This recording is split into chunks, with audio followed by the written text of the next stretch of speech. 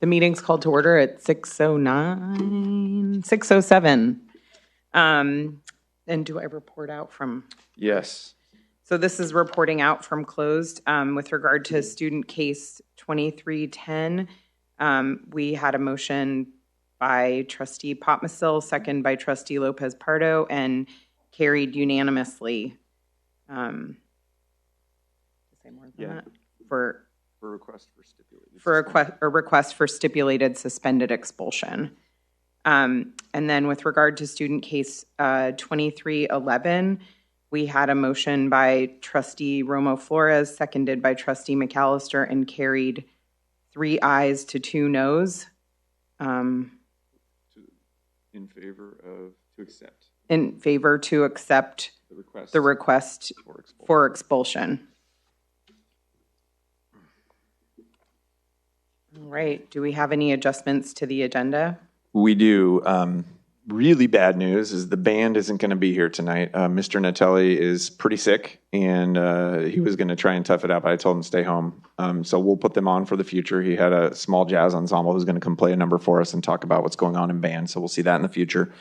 And then 11.3D on consent, we're pulling the SARC report cards. There's some updates that we need to do, so we'll get that done in the next 2 weeks and have a special to get those approved by the February 1st deadline.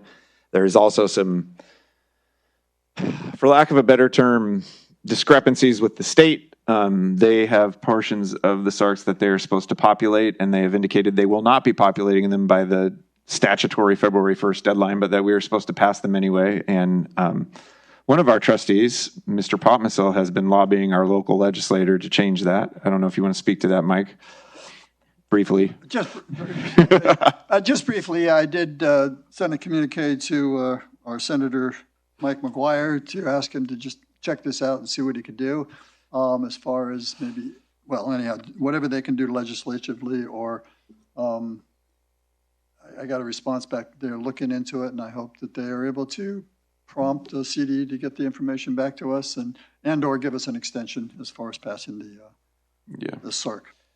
So it's just part of the bureaucracy that is CDE at this point. So we'll be doing those at a future meeting in the next 2 weeks.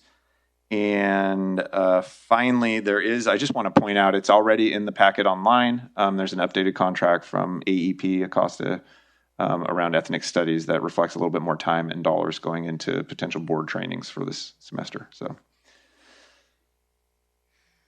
Okay, thanks, Chris. And now we will stand and do the Pledge of Allegiance. And it's me who's leading tonight. I pledge allegiance to the flag of the United States of America and to the republic for which it stands, one nation, under God, indivisible, with liberty and justice for all.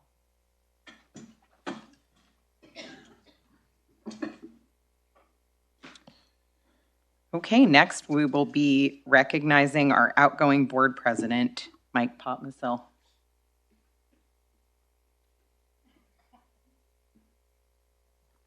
So, Mike, you weren't here last time. I know you did. You Zoom it actually? You were watching part of it, I think. I finally was able to get into the last 5 minutes and noticed that President McAllister was able to end the meeting in a record time. So. Let it be known that he was roughing it in Kauai at the time, so not a lot of compassion. But I just wanted to say thank you, Mike, and I think the rest of the trustees and staff want to say thank you for your leadership over the last year. It has been a tumultuous year, coming out of the pandemic, which we're not quite out of yet, but things are definitely more normalized now. And you and I spent a lot of time on the phone and a lot of time in person delving into how to navigate many, many things, and I appreciate the educational expertise that you always brought and the compassion and empathy that you had for our kids. And you were always very, very, very kids focused. And so really appreciate your leadership. I appreciate how you ran a board meeting. You're efficient with your time and worked the agenda well. And so we have a token of our appreciation for you, the gavel, which you're very skilled. I don't recommend using it at home, however. So, yeah.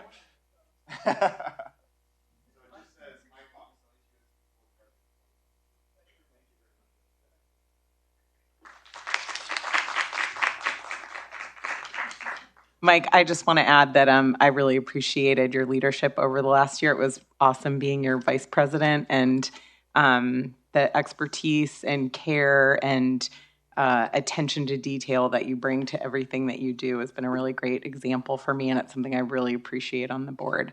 And I also just appreciate how principled you are and how much you bring that caring, principled outlook to the work that we do. So thank you very much.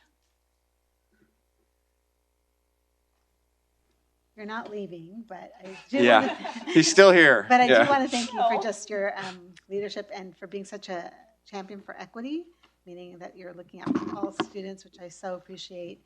And you were really behind the push for our district vision statement, so I just want to thank you for your leadership. Thank you, Mike. So we're Okay, so sadly missing band. we're sadly missing Yeah. band tonight and looking forward to band at a future meeting because it's super fun to celebrate that success. And we will go along to public comment on non-agenda items. Do we have any public comments? Hearing none, we can move on. Okay, great.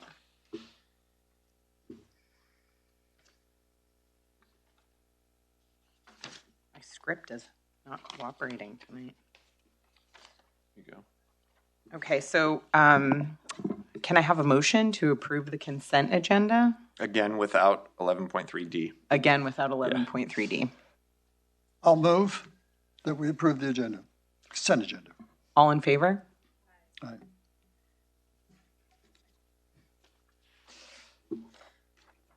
Okay, and then do we have any public comments on agenda items? So those would be taken during the agenda item. Okay. But we don't have any as of yet. So. Okay, great. All right, so we're on to 12.1A, the data dashboard and local control accountability plan timeline. Okay, I was like, wait, that's not the, okay, we're at the beginning. So every year for 3 years leading into the pandemic, we went over the California dashboard, and then the pandemic hit and it got suspended. And this year, and I think it was a good idea for the state to bring it back, the state brought back the California dashboard data system, and it's a transparency and accountability tool for all school districts and all schools in the state. It is growth-based, which is a positive, moving away from some of the other models that we've had in the past. And I'm going to walk you very quickly through this. It does measure CASP data, which we've gone over, and you'll see some of that in this presentation, and as well as some other indicators that are important to how our schools are doing. I want to point out that they are using a different system now. So you have the barometer, which is what they used to use, which you see there, a little rainbow-looking thing on the right-hand side. And now we're on like how many bars do you have like on your cell phone? So that is how we're measuring it: low, low, very low, low, medium, all the way to very high. So it's always in progress, right, and evolving. So. I don't know how different it actually is. It's just a different thing. So some comments just in general speaking to this. We had great progress on our grad rate. You'll see that there. Our English learner progress was strong, an increase from the last time that we had it in 2019. I will say nobody is surprised that during the pandemic, when we were required by state law to tell kids to stay home for 10 days, that we had chronic absenteeism issues. Everyone in the state had chronic absenteeism. This would be the one piece of the dashboard I don't think they should be measuring this year because we weren't allowed to have them come to school. Yet we're being held accountable for their attendance. It makes absolutely no sense. But beyond that, everything else does carry some weight. So CASP, we've talked about this. We know we need to work on where our students are achieving academically, and we'll look at that a little bit closely here.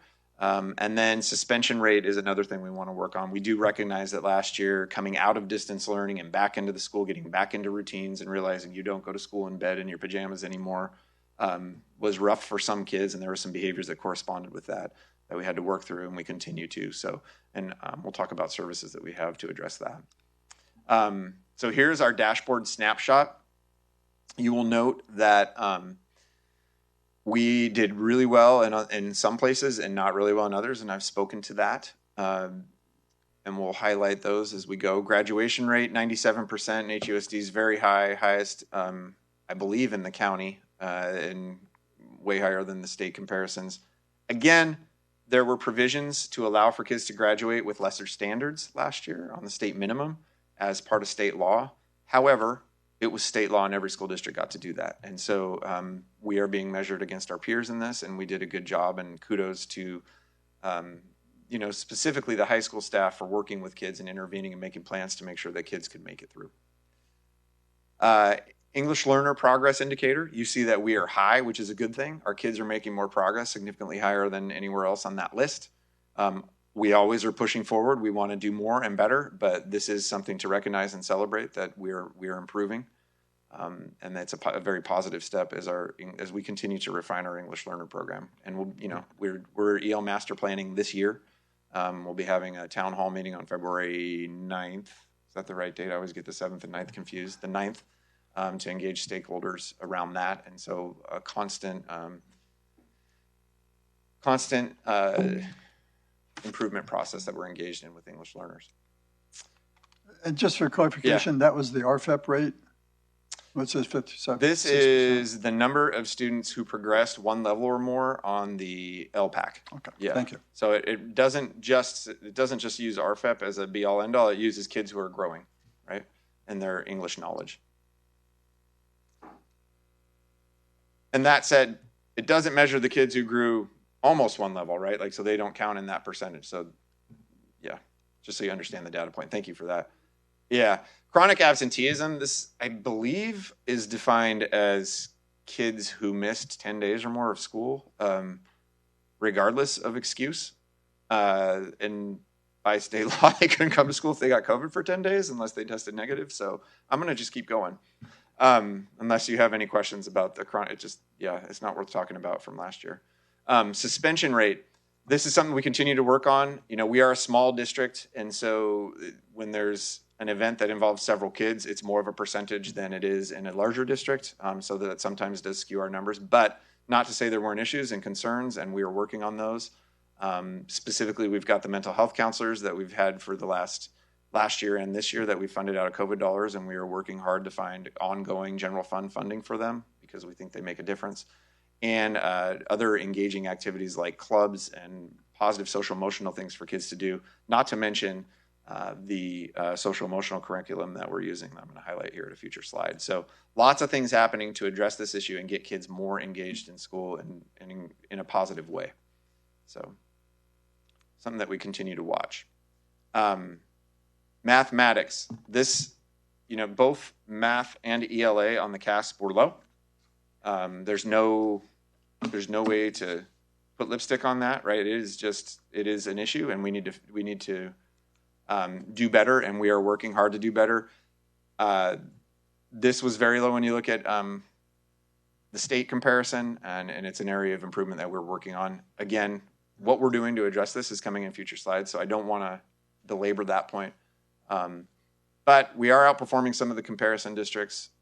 Again, I don't think it's a surprise after taking a year and a half off of school and doing distance learning, not to say that school was totally stopped, but we had all these interruptions and obstacles to learning that happened online that kids fell behind. And so we have some work to do, and our teachers are engaged in that every day and doing a great job. I'm confident that we're going to see better student achievement this coming year.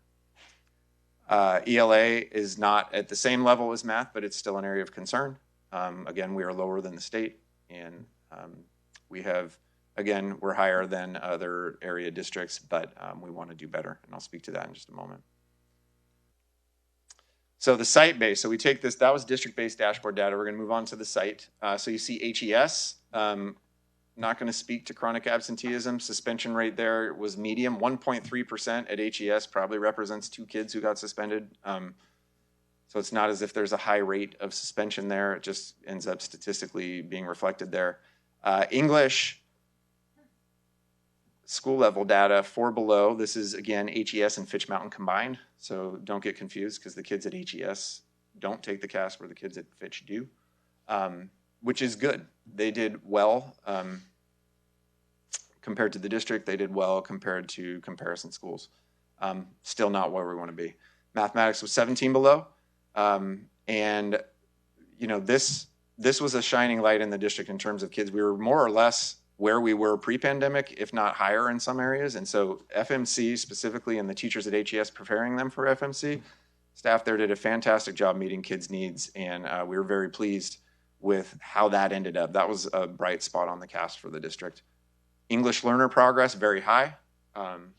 Again, something that we're very proud of. And I'll note that I think it was 29% RFEP rate at K-5, which is over a 5-year period. And if you kept that up every year, you're going to RFEP everybody, right? So that is, again, a nice number to see. Kudos to the staff there, and definitely an area of pride. The junior high, again, not going to go into absenteeism. We had some suspensions there last year, and some of them came to year level. And so some of this statistically is not a surprise. But again, it's an area that we're working on. I will say that Nicole coming on board and working with the staff to create engaging opportunities for the kids is making a huge difference. And we'll see that in some of the programs we're going to talk about in just a minute. English and math, these are areas that we continue to work on. And I know Nicole is engaged with the teachers looking at CAFS data and STAR data. They use the benchmark assignments to see how kids are doing and to prescriptively approach instruction that way, and doing some goal setting. And then English learner progress was good, above 50%, and we continue to work on that as well. So we'll speak more to what's happening at the junior high in just a moment. Statistically, this is where it was at for the dashboard. The high school, the grad rate was a huge plus. Again, kudos to the teachers and the counselors and the admin for wraparound services and intervening to help kids graduate. But it is also indicative of all the staff in the district K-12, actually preschool 12, who do a fantastic job preparing kids for graduation. Suspension rate there is also something that we're working on. English was better than math in terms of CAS. Math is really an area that we are looking at, and I can tell you that the staff is very engaged in that in the math department, working on how to assess how kids are doing and to intervene more quickly. And then high English learner progress. We actually, Louis Gansler, who you haven't met, by the way. Louis Gansler is interim curriculum director here for Aaron, was crunching some data, and we found that over the last 3 years, we have had, last year there was one student who was an EL at the high school that graduated that didn't RFEP. There was only one. The year before it was 2, I think, and the year before that it was 4. So they're actually doing a really good job of getting kids RFEP'd and out of the status of being an EL at the high school, when many times they come to them as an LTL, long-term English learner. So it's really good. Can I ask you a question, Chris? Yes. Can you just go back? I should have probably asked this earlier on, and I guess I thought I understood what I was looking at, but can you describe what the unit of measure is that's above and below? Like when we see those numbers, what is that? So it's the average, it's the sum, as I understand it, and Araceli, you can help me. It's the average score that is below the cut score that's the standard. So say, if I'm just going to make an example, say the standard for English in high school was 1,000. You had to score 1,000. We're 14 points below that on average. So the conglomerate score of our entire junior class who took that test is 14 below. Okay, so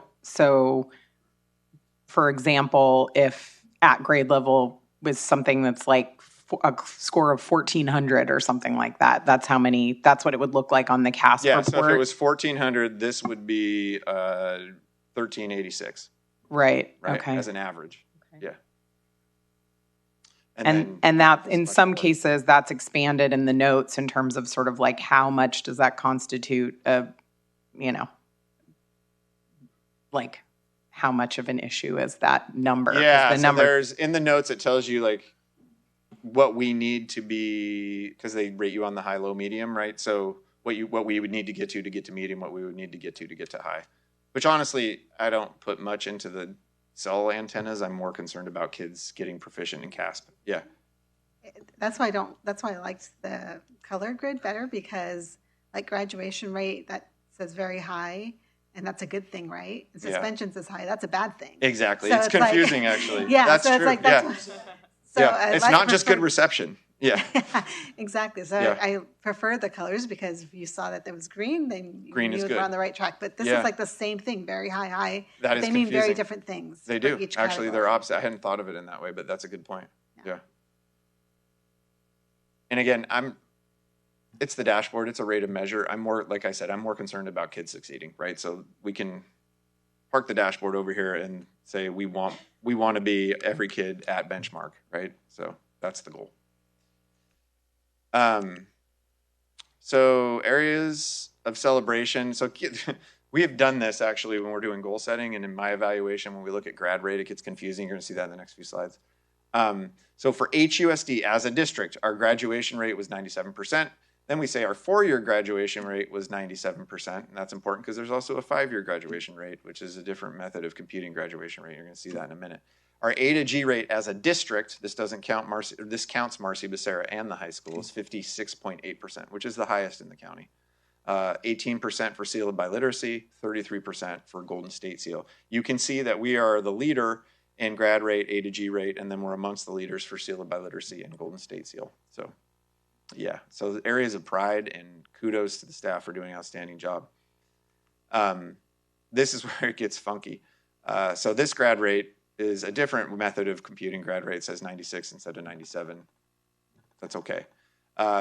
When you look at Healdsburg High School compared to other, so West County is Annalee now. They had like 3 names in the last couple of years. So we are higher as a high school than any other rate. We're higher than any other high school, and then we're higher at any other public high school, I should say that. And then we're higher as a district than any other public district in the county. So excited about that in terms of the number of students who are meeting the requirements to make an application to UCs and CSUs. And then you see our HHS Sealed by Literacy numbers, and then our Golden State Seals. So areas of pride, good things happening. So our kids are exiting prepared with opportunities. So next steps, things we were working on.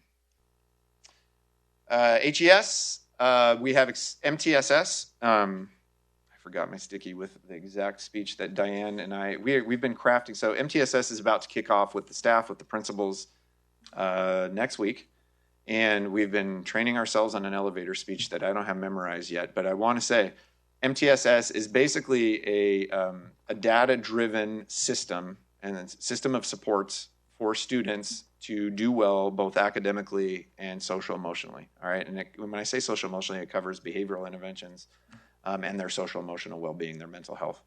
And so we are working as a district to really define that and to come up with systems that we use data in a smart way to inform us about what students are struggling, what students could potentially be struggling, so we can get them in the right interventions that they need to be able to succeed. So that's a huge push that we've been working on as district personnel over the last year, and we're about to incorporate sites. I'm excited about it. It's a 3-year endeavor. This isn't something that happens overnight.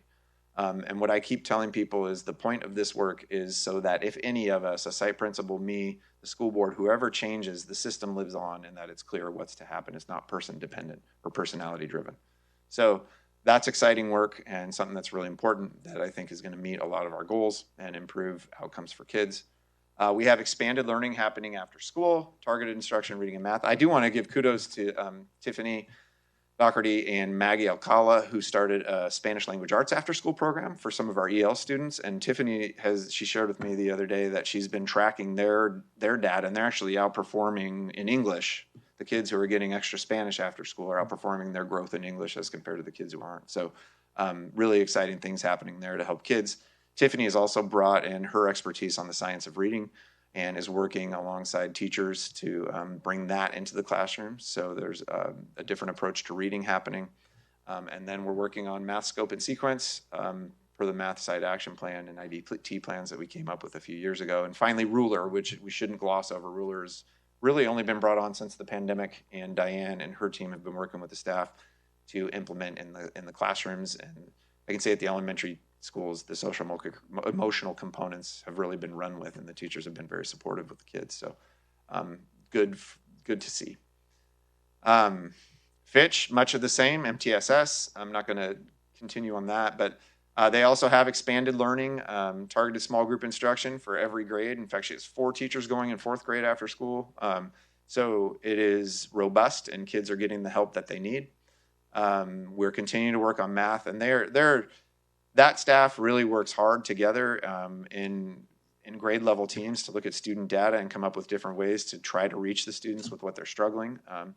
And then finally, we in December ordered the new writing scope and the new writing curriculum that's going to help them scope and sequence on writing. And then again, like I said earlier, Ruler, they do a great job with social emotional curriculum at that site as well. So lots of supports for kids happening. They also have clubs, which were not listed here, but they've got clubs happening for kids with activities during lunchtime and things for them to participate in. So one of my favorites is the Catch Club, which is they're teaching kids how to play baseball, play catch. So we have one teacher, Mr. Basita, who is really into it. And then, what's her last name? Huh? Lindsay's last name? Keith. Thank you. Miss Keith was a softball player in college and is part of that as well and driving. So lots of kids learning that, and just a fun thing to do. Healdsburg Junior High.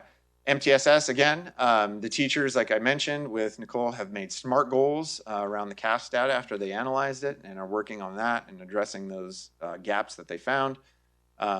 They are going to do, and this didn't happen last year coming out of the pandemic, there wasn't a real push at this site to do test prep with the kids. Part of taking a test is understanding it, knowing what it's looking like, and having a strategy on how to address it. And we didn't do a good job of preparing kids for that. And so she's teaming with the teachers to come up with some test prep and planning across all curriculum. They're working on their writing benchmarks. One of the things I mentioned that they've done a great job with is the student incentive program, 5-star student. So promoting positive behaviors, promoting school spirit, participation in different things. You can get points, and you know, it's a competition. And so just really engaging kids in the positives. Math support classes for kids that are needing foundational practice, and then grade level meetings to review student achievement and across the grade levels as well. So it's not just limited to ELA by themselves or math, but ELA might get together with history and math with science to talk about ways to meet student need. And they have a robust club, excuse me, club presence as well on the campus, as well as sports. How many kids were on the soccer team this year? 22. There's too many on a side. 46 showed up. And so we're looking at expanding all the sport offerings for next year so more kids can participate. I need some water real quick.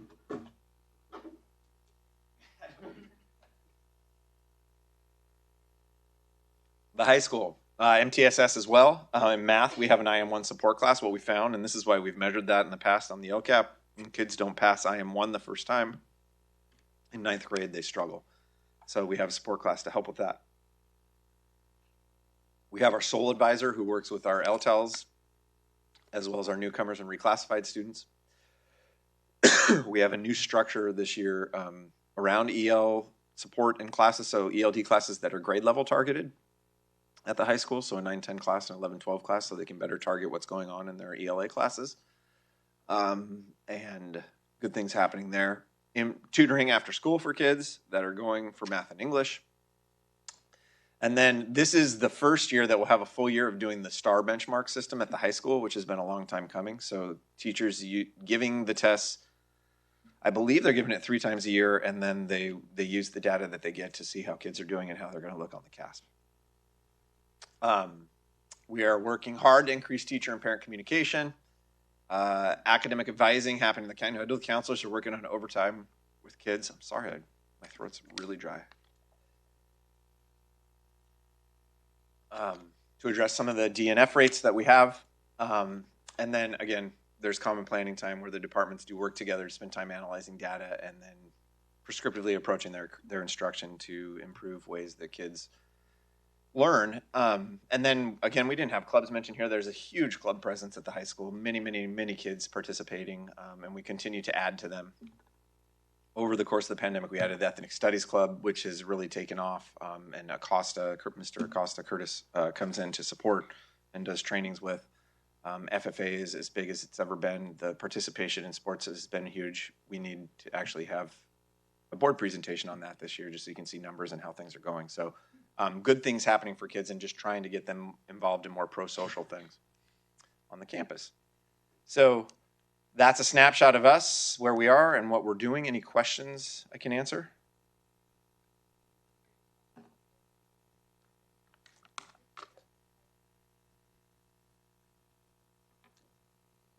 Yeah, thanks. Yeah, I could get you that in an update. I'm going to be providing you an update actually, hopefully end of this week, beginning of next week, so we can talk about that for sure. Or I will write about it.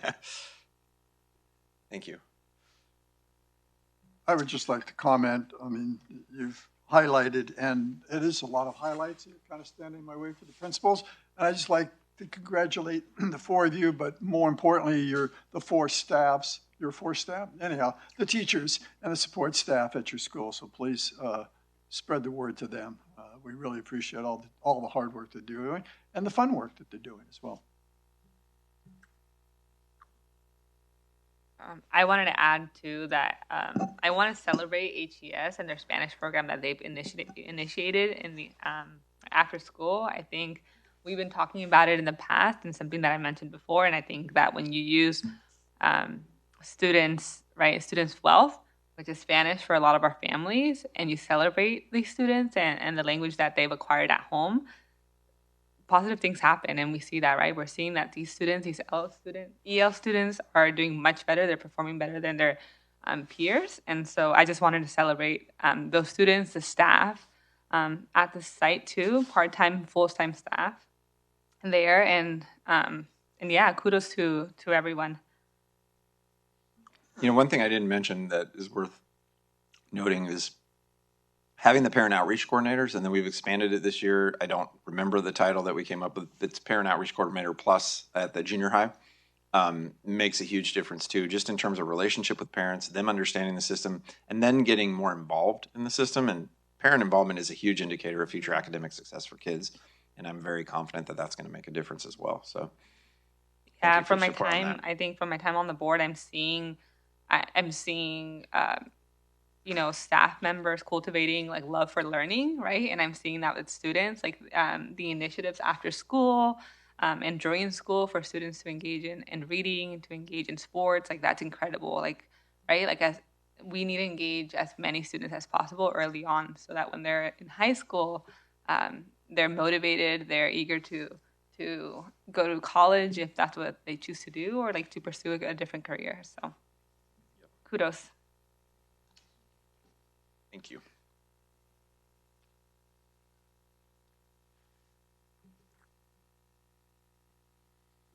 Next, I'm up here for 3, I think. Yeah.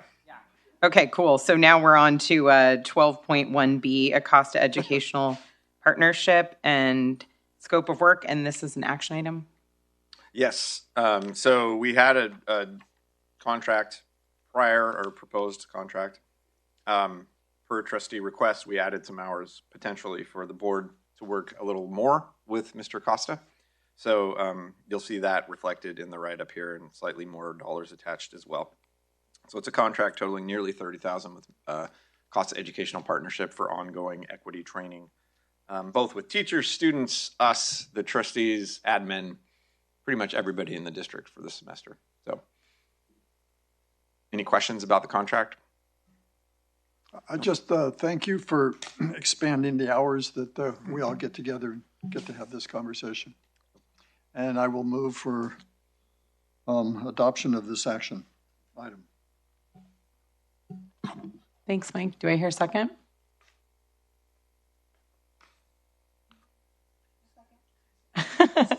All in favor of approving the Acosta Educational Partnership Scope of Work?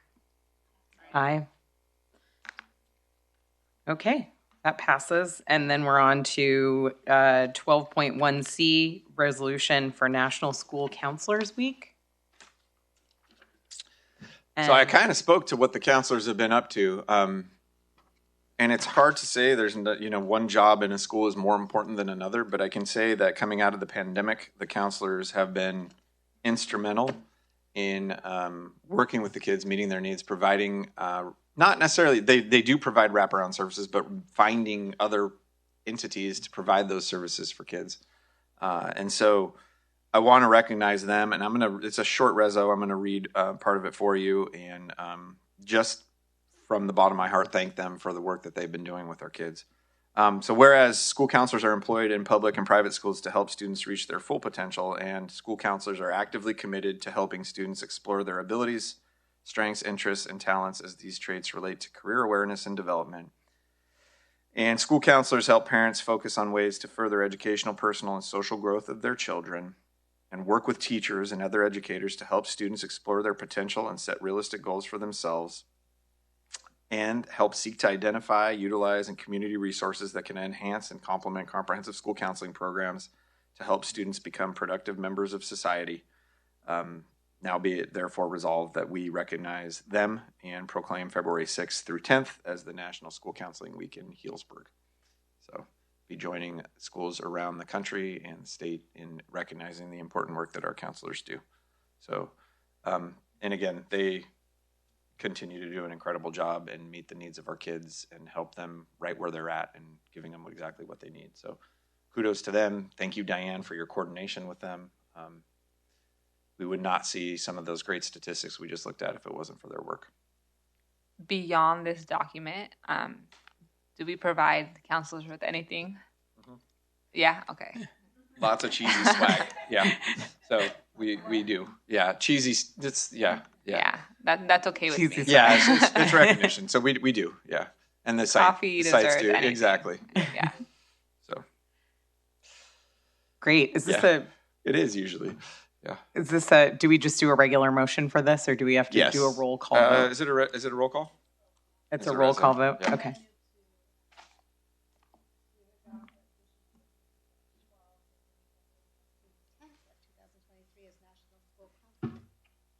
I'll second. Trustee McAllister? Aye. Trustee Lopez? Yes. Trustee Romo Flores? Aye. Trustee Lopez Jimenez? Aye. Trustee Potmasil? Aye. Okay, so we're on to reports. Do we have a HEF report tonight? We do not. Do we have a Hatter report tonight? No? Okay. Do we have a CSEA report tonight? No? And our Student trustees had an FFA activity. Okay. Yeah. And then, do I just take board comments here?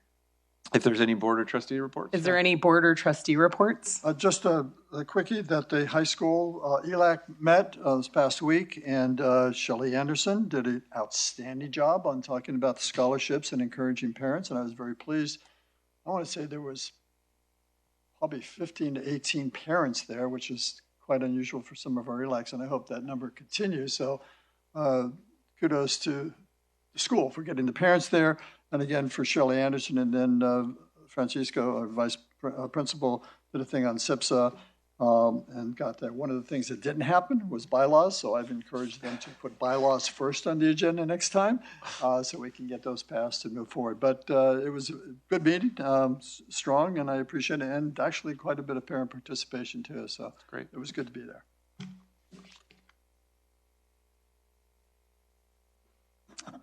Any other board reports? Okay, thanks.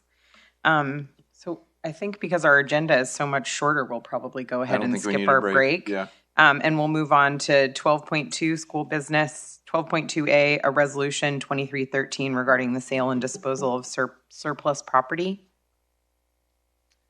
Good evening. I bring forth Resolution 2313 to declare some pastry racks in the food service department as so we could dispose of them. We haven't been using them since Rosa was here. It's been about 5 years. Would anyone like to move to approve the resolution? Second? I'll second. Oh, Lopez. All in favor? Aye. Oh, okay. We got a roll call. President McAllister? Aye. Trustee Lopez? Yes. Trustee Romo Flores? Aye. Trustee Lopez Jimenez? Trustee Potmasil? Aye. Thank you. Thank you, Debbie. Okay, and we're on to 12.3A, the certificated seniority list. And while she's walking up, we'll recognize our newly hired, promoted HR director, Karen Mendonça. Move this down. Hello, everybody. Kind of weird being over here. All right, so item 12.3A is our certificated seniority list, and this is a first reading. And just wanted to make a note that our certificated staff is currently looking at the list, so our final version will come to you in February, and there may be a few revisions on that final version. Okay. Any questions or discussion on that? No? Thank you, Karen. And we're on to 12.3B, the classified seniority list. All right. For the classified, same thing. This is the first reading of the classified seniority list. And again, our classified staff is currently reviewing this list, and I expect to have maybe a few revisions on this list as well. And so the final version will come to you in February, and will go on consent as the final version. Okay. Thank you. All right. Thank you. Do we have any Board of Trustee comments or requests for information? I would just like to recognize Laurel Green, who did a fantastic job on the board packet and Yes. calling for the roll call votes. So, yeah. Yay, Laurel. Thank you, Laurel. All right. Well, I guess we're going to recess to closed session again. And thanks very much.